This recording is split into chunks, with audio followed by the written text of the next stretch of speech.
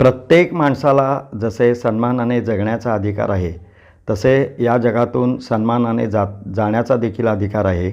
आणि ज्यांना असं सन्मानानं आपल्याला मरण यावं असं वाटतं किंवा आपल्या घरातील लोकांना कोणताही त्रास होऊ नये असं वाटतं, त्यांच्यासाठी सरकारने लिव्हिंग विलला मान्यता दिलेली आहे. हे लिव्हिंग विल 2018 साली सुरुवातीला प्रचारात आलं आणि त्यानंतर 2023 साली यामध्ये सरकारने अमेंडमेंट्स करून आता हे विल प्रत्येकाला किंवा कोणालाही करता येईल असं सोप्या पद्धतीनं केलेलं आहे. आणि त्यासाठी आपल्या फक्त कुटुंबातील लोकांची संमती घेणं आवश्यक असतं. आणि आपण जर आपलं मरण किंवा आपल्याला जाण्याची तयारी आपण जर स्वतःच करून ठेवली तर आपल्या माघारी आपल्या कुटुंबातील लोकांना त्याचा त्रास होणार नाही किंवा जगून आता सर्व उपचार थांबलेले आहेत आणि इथून पुढे जगून आपल्याला काहीच उपयोग नाही असं ज्यावेळी होईल त्यावेळी आपण आपल्याला मरण कोणत्या पद्धतीनं यावं हे आपण ठरवून आपण त्याचं विल करू शकतो आणि त्यालाच लिव्हिंग विल असं म्हणतात. एखाद्या मनुष्याला जेव्हा हॉस्पिटलमध्ये ॲडमिट केलेलं असतं आणि त्यावेळी तो बोलण्याच्या अवस्थेत नसतो किंवा डॉक्टर सांगतात की इथून पुढे आम्ही यांची जगण्याची खात्री देत नाही आणि यांना व्हेंटिलेटर लावावं लागेल किंवा हे पूर्ववत होऊ शकणार नाहीत, अशावेळी आपल्याला सन्मानाने मरता यावं किंवा आपला शेवट सन्मानाने करता यावा. यासाठी प्रत्येकाने असं लिव्हिंग विल केलं तर घरच्या लोकांना देखील होणारा पुढचा मेडिकलचा खर्च किंवा होणारा त्रास वाचू शकतो. तसेच लिव्हिंग विल सोबतच आपण लास्ट विल म्हणजे मृत्यूपत्र केलं तर आपल्या माघारी आपल्या प्रॉपर्टीची काय करायचं किंवा त्याची विल्हेवाट कशी लावायची हे आपण जर मृत्यूपत्र करून ठेवलं तर कुटुंबामध्ये देखील एक सूत्रता राहून एकत्र कुटुंब पद्धती ही अतिशय चांगली चालू शकते. आणि त्यामुळे घरामध्ये कलह किंवा भांडण होतात ती थांबवण्यास आपल्या मृत्यूपत्राचा उपयोग होतो. त्यामुळे प्रत्येकाने असं लिव्हिंग विल आणि मृत्यूपत्र करावं असं डॉक्टर मिठारी यांनी त्यांच्या व्याख्यानात सांगितलं. कृषी मित्रांचा स्नेहमेळावा कोल्हापूरमध्ये दिनांक 8 मार्च रोजी संपन्न झाला. त्यावेळी खास डॉक्टर महावीर मिठारी यांचं व्याख्यान ठेवण्यात आलेलं आणि या व्याख्यानामुळं सर्व कृषी मित्र आणि त्यांच्या स्नेहमेळाव्यामध्ये जमा झालेले सर्वांना अतिशय उत्कृष्ट अशी माहिती मिळाली. म्हणजे मला तुम्ही अंगाखांद्यावर खेळवलेला आहे. तर मी तुम्हाला निश्चितपणाने मार्गदर्शन करण्यासाठी इथं आलेलो नाहीये, कारण का निश्चितपणाने मोठा नाहीये, पण डायरेक्टिव्ह म्हणतात म्हणजे माझ्यावर कोणते प्रकारचे उपचार करावे आणि कोणते करू नये आणि मी नैसर्गिकरित्या सन्मानानं कसं मरावं, सन्मानानं जावं या जगातून, याच्यासाठी जे तुम्ही इच्छापत्र तयार करता ते म्हणजे लिव्हिंग विल आहे. मी तुम्हाला या संदर्भामध्ये सांगणार आहे. आपण इथे बघतोय सन्मानानं जगणं आणि सन्मानानंच जाणं. बाबांना वाचवायचं की त्यांना त्रासातून मुक्त करायचं, या गोष्टी आपण बऱ्याचदा पाहतो. माझी मिसेस कॉर्पोरेशनला मेडिकल ऑफिसर आहे, आता तुम्ही ऐकला. त्याच कालावधीमध्ये एक जयंत देशमुख नावाचे एक ब्युरोक्रॅट तिथे होते. त्यांच्यामुळेच माझी त्यांची ओळख झाली आणि त्यांची सगळी फॅमिली ही माझ्याकडे यायची. 2008 साली ते निवृत्त झाले, पण अत्यंत अभ्यासू आणि वाचनप्रिय असा माणूस होता. म्हणजे असा माणूस आमच्या नशिबामध्ये येणं किंवा आमच्या सहवासामध्ये येणं हे आमचं भाग्यच म्हणायला हरकत नाही. जेव्हा ते रिटायर झाले त्यावेळी त्यांची तब्येत खूपच चांगली होती. ते मला नेहमी म्हणायचे, मी त्यांना म्हणायचो, कारण का ते ज्यावेळी माझ्याकडे यायचे त्यावेळी त्यांच्या बरोबर लवाजमा असायचा. तर काय सन्मान आहे, काय मान आहे तुम्हाला. तेव्हा ते म्हणायचे, ज्या सन्मानाने मी डॉक्टर जगतो आहे त्या सन्मानानेच मला जायचं आहे. तर मी त्यांच्या तोंडून पहिल्यांदा 2008 साली लिव्हिंग विल हा शब्द ऐकला. तुम्ही आता ऐकता. त्या माणसाचं वाचन खूप होतं, देश प्रदेशामध्ये ते जाऊन आले होते, पण लिव्हिंग विलला आपल्या भारतामध्ये मान्यता नव्हती. तुम्हाला अरुणा शांभाग प्रकरण माहिती असेल की ज्या केईएमच्या एक नर्स होत्या की त्यांच्यावर अत्याचार झाल्यानंतर त्या कोमामध्ये गेल्या होत्या आणि गेली कित्येक वर्ष त्या कोमामध्येच होत्या. पण आपल्याकडे इच्छा मृत्यू नसल्यामुळे त्या जोपर्यंत जगत आहे तोपर्यंत त्यांची सेवा शुश्रूषा चालूच होती.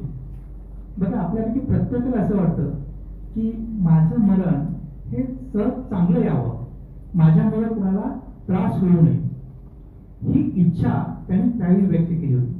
पण मी म्हटलं त्यांना, सर तुम्ही असं म्हणता, हॉस्पिटलमध्ये आल्यानंतर मला हे करू नका ते करू नका म्हटला तर तुम्ही डॉक्टरांचे हातच बांधून टाकणार, मग आम्ही कसं करायचं.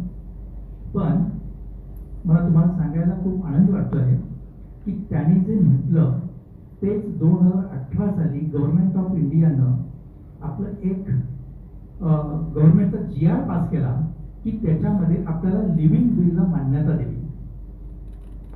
तर हे लिव्हिंग विलला मान्यता दिली तर म्हणून तुमचे उपचार थांबवले जाणार नाही, तर त्याची एक कमिटी असेल, जिल्हाधिकाऱ्यांकडून त्याची परमिशन घ्यावी लागेल, अशा पद्धतीने.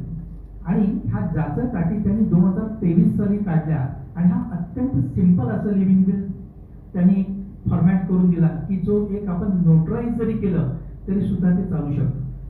आणि तुम्हाला आश्चर्य वाटेल की या माणसानं त्याचा पाठपुरावा केला. 2018 साली मला त्यांचा फोन आला की डॉक्टर साहेब जी जे तुम्हाला सांगत होतो ते गव्हर्नमेंट ऑफ इंडियाने केलेलं आहे, थोडं जाचक आहे पण ते होणार आहे. त्यांनी त्यावेळी पण लिव्हिंग विल केलं. ज्या अमेंडमेंट झाल्या 2023 साली त्याच्यानंतर सुद्धा त्यांनी त्या लिव्हिंग विल मध्ये सुधारणा केली आणि त्याची एक कॉपी त्यांनी माझ्याकडे पाठवली. मलाही माझ्या दैनंदिन जीवनामध्ये त्याचा वापर करण्यासाठी खूप बरं वाटतं. आणि अलीकडेच मागच्याच वर्षी त्यांचा मृत्यू झाला.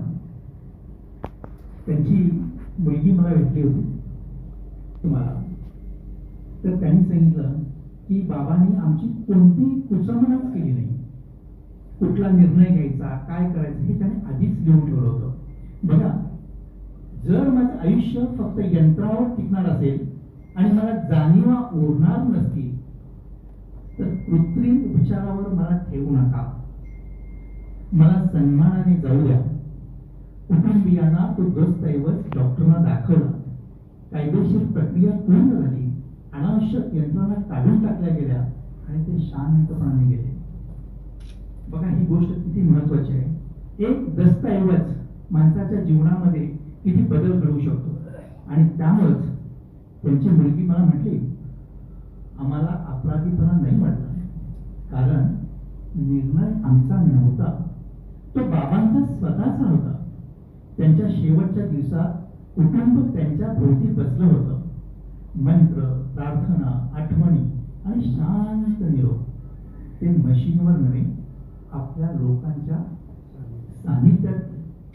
किती जणांना असं वाटतं की आपण आपल्या लोकांच्या आणि अटीतटीची वेळ असते आणि अटीतटीच्या वेळी आपल्याला ICU मध्ये ठेवलं जातं आणि आपल्या नातेवाईकांना बाहेर ठेवलं जातं आणि फक्त तासाला डॉक्टर सांगत असतात की असं आहे तसं आहे, आम्ही काय गॅरंटी देऊ शकत नाही, पुढं काय होईल काय सांगता येत नाही.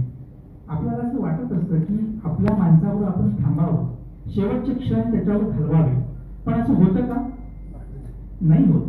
आणि हे जर व्हायचं नसेल तर तुमच्या मनामध्ये एक प्रश्न नेहमी येईल, मी नसल्यावर काय होईल. बरोबर ना? तर तुम्ही ज्या सन्मानाने जगला आहात त्याच सन्मानाने जर तुम्हाला जायचं असेल तर मी आत्ताची एक माझ्या जीवनातली जी गोष्ट सांगितली, गोष्ट म्हणजे माझा अनुभव जो सांगितला जयंत देशमुख साहेबांचा, तो जिवंत अनुभव तुमच्या जवळ आहे. तर त्यांनी जे लिव्हिंग विल केलं ते म्हणजे काय आपण बघणार आहोत. लिव्हिंग विल म्हणजे सन्मानाने जगणं आणि सन्मानानेच जाण्याचा निर्णय आवश्यक आहे. तर आपलं विल बोलतं, आपली इच्छा बोलते, कारण का आपण त्यावेळी बोलण्याच्या मनस्थितीमध्ये नसतो. बघा मित्रांनो, आपण विमा घेतो ना, इन्शुरन्स उतरवतो, गाडीचा पण इन्शुरन्स करतो कारण का आपण EMI वर घेतलेली असते ती. तसंच आपण गुंतवणूक करतो. आता मला म्हणायचं सांगितलं, लास्ट विल आपल्याला माहिती आहे, आपण मुलाबाळांची व्यवस्था करतो. आपण घर बांधतो आणि सगळं काय करतो, इथंच सोडून जातो, बरोबर आहे ना? पण शेवटच्या निर्णयाचं मात्र आपण नियोजन करत नाही. मी माझ्या जीवनाचं काय करायचं आहे याचं निर्णयाचं आपण नियोजन करत नाही. पण इतकं सोपं आहे का? आज तुम्ही इतक्या वर्षांत गेट टुगेदर साठी भेटला आहात आणि मी एका अशा विषयावर बोलतो आहे की त्या विषयावर चर्चा केली जात नाही. मृत्यू चर्चा केली जाते का? एक घर बसणार आहे बाबा, कशाला तो विषय काढायचा, येईल तर बघता येईल. जनरली भावना अशी असते. पण मृत्यू अटळ आहे, तर आपण स्वीकारलं पाहिजे आणि त्याची तयारीही आपण केली पाहिजे.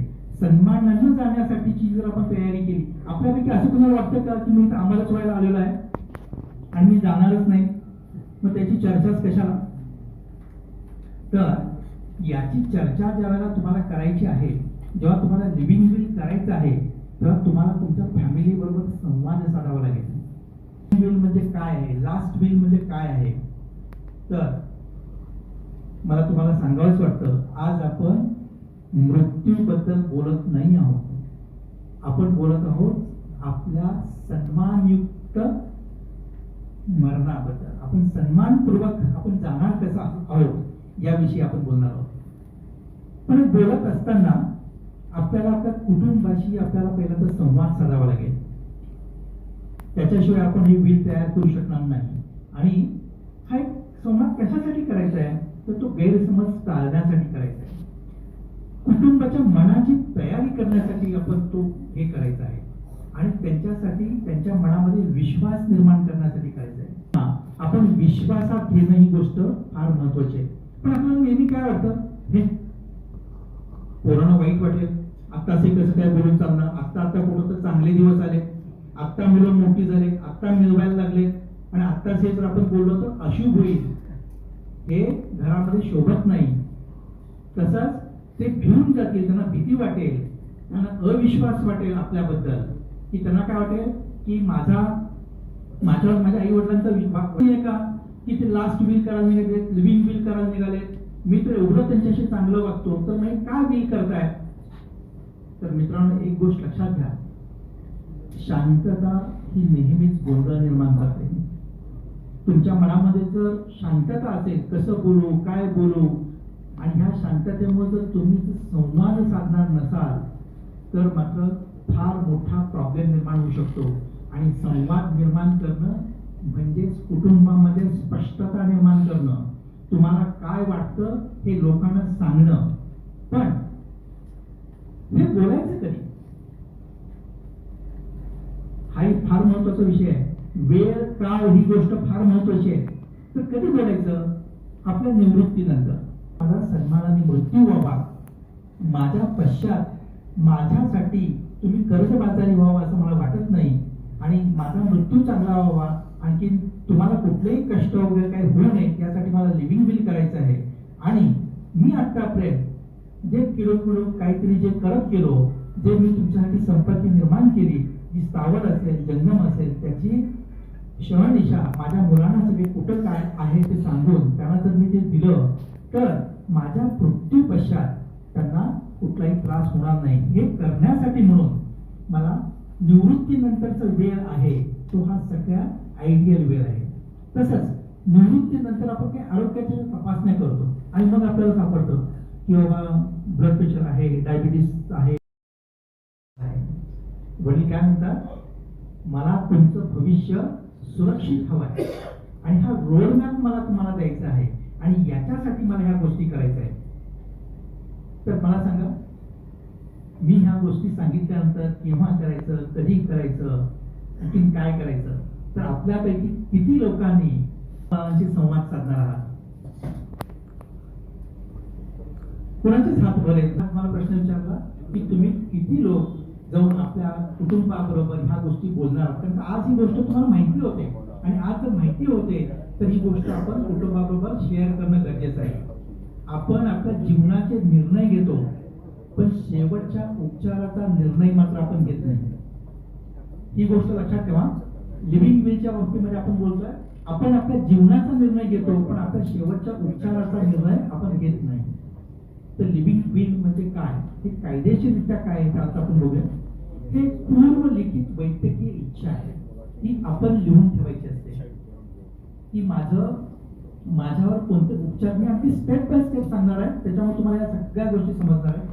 त्याच्यामध्ये जीवन रक्षक उपचाराबद्दल स्पष्ट सूचना करायची आहे.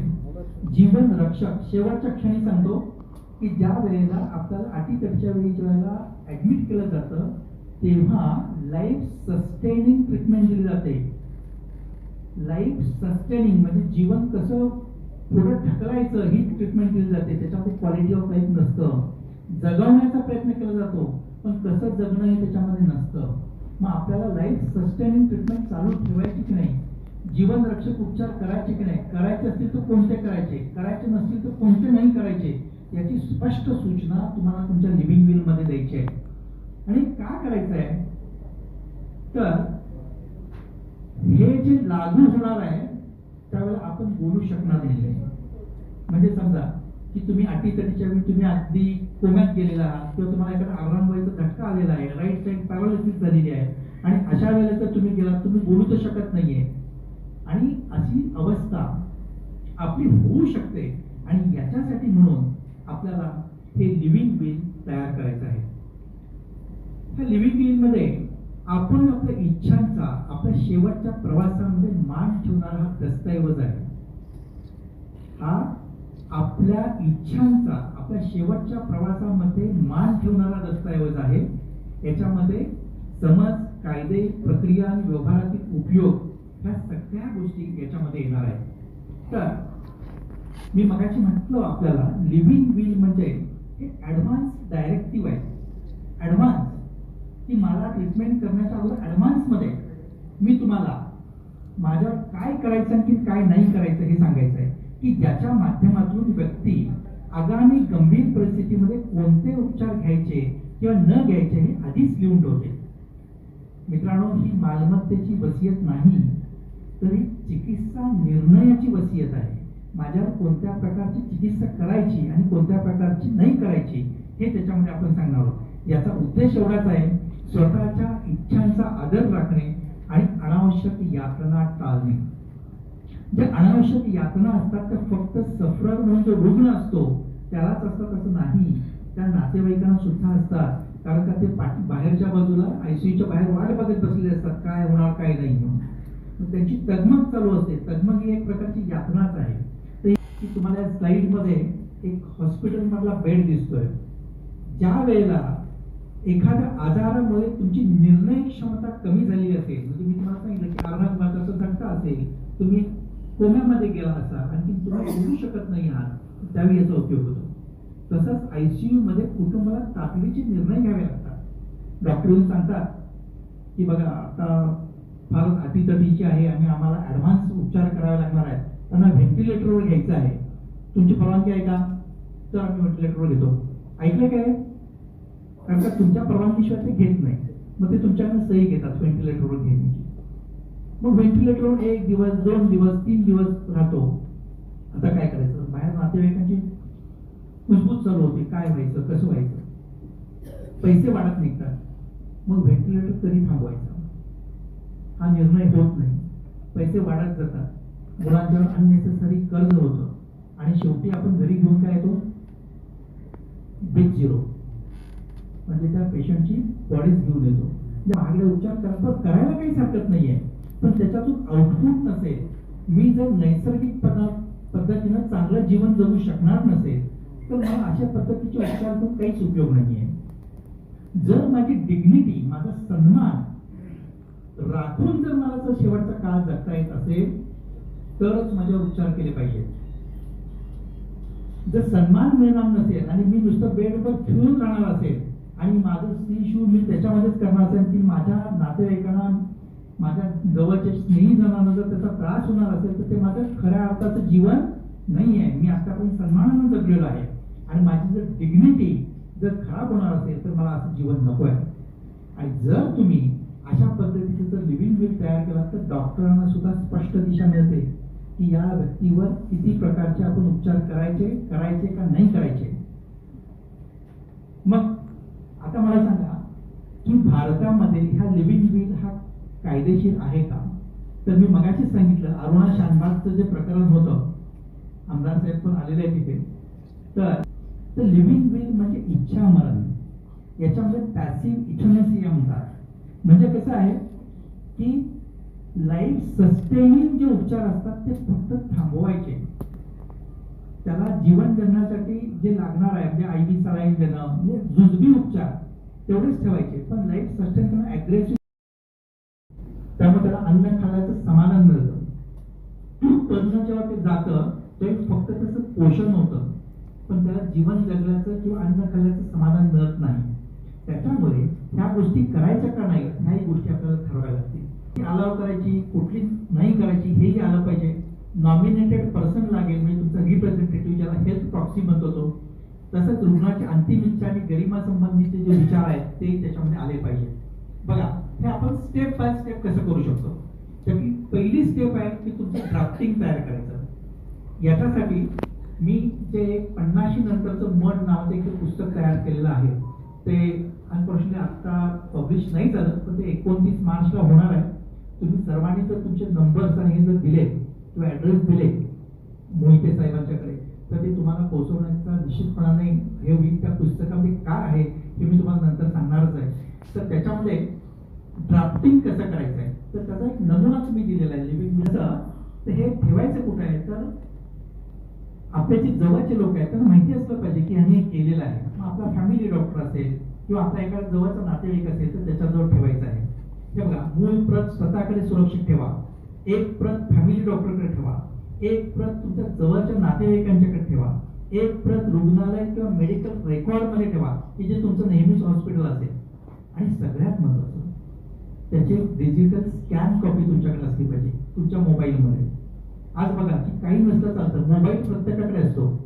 जर ती डिजिटली स्कॅन केलेली कॉपी जर तुमच्याकडे असेल तर शोधाशोध करायची गरज लागत नाही. आणि पूर्वीच्या नियमानुसार तुम्ही जिल्हा प्रशासन किंवा नोंदणी कार्यालय असतं त्यांच्यामध्ये सुद्धा तुमचा हा दस्तऐवज तुम्ही ठेवू शकता. पण मला जर विचाराल तर तुमचा तो डिजिटल स्कॅन कॉपी तुमच्याकडे असणं ही गोष्ट फार महत्वाची आहे. मी ही गोष्ट तुम्हाला सांगितलीच, लिव्हिंग विल कधी लागू होतं. रुग्ण निर्णयक्षम नसणं ही पहिली अट आहे. डॉक्टरांचं पॅनल तपासणी करणार आणि त्यांना जर वाटलं तर तसेच स्थिती इरिव्हर्सिबल असेल, म्हणजे माणूस बरा होण्याची शाश्वती फार कमी असेल, तर कुटुंब, डॉक्टर आणि रुग्णालय यांच्यामध्ये समन्वय पाहिजे. सगळ्यात महत्वाची गोष्ट आहे. डॉक्टर पण सांगतात की काय खरं नाही, आमचे काही सांगता येणार नाही आम्हाला, पण नातेवाईकांचे औषध नवशे आजूबाजूचे आलेले असतात. ते म्हणतात की एवढं पण पोरग्याने केलं नाही, काय एवढं करायला काय जात होतं, बापाने एवढं त्याच्यासाठी केलं काय. हे अननेसेसरी गोष्टी होतात आणि त्याचा तणाव वाढत जातो. त्याच्यामुळे कुटुंब, रुग्णालय आणि डॉक्टर यांच्यामध्ये समन्वय असणं ही गोष्ट सुद्धा फार महत्वाची आहे. पूर्वक मरणाचा हक्क मिळतो, गरिमादायी मरणाचा हक्क, अनावश्यक ICU ट्यूब घालणं, यातना कमी होतात, कुटुंबियांचा भावनिक ताण कमी होतो. बघा, मगाशी मी जे उदाहरण सांगितलं होतं त्याच्यामध्ये ती मुलगी म्हणते की आमच्या वडिलांनी आम्हाला कोणताच त्रास दिला नाही, कारण आम्ही त्यांच्या इच्छा पूर्ण करत होतो. डॉक्टरांना स्पष्ट मार्गदर्शन मिळतं. काय अशा प्रकारे डॉक्टर महावीर मिठारी यांनी लिव्हिंग विलबद्दल कृषी मित्रांना त्यांच्या मेळाव्यामध्ये सर्व माहिती दिली. या व्याख्यानानंतर सर्व कृषी मित्रांना सुग्रास स्नेहभोजनाचा लाभ देण्यात आला आणि नंतर दुसरे सत्र सुरू होणार होते.